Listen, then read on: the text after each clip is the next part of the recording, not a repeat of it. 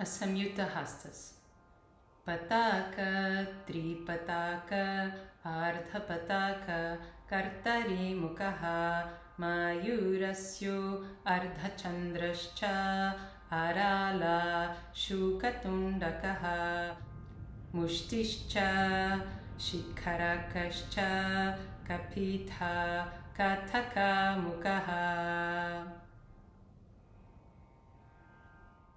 सूची चन्द्रकाला पद्मकोशा सर्पशिरस्तथा मृगशीर्ष सिंहमुखः कङ्गुलश्च अलपद्मकः चतुरो भ्रमरश्चैव हंसस्य हंसपक्षकः संदंशो मुकुलश्चैव तम्रचूड त्रिशूलकः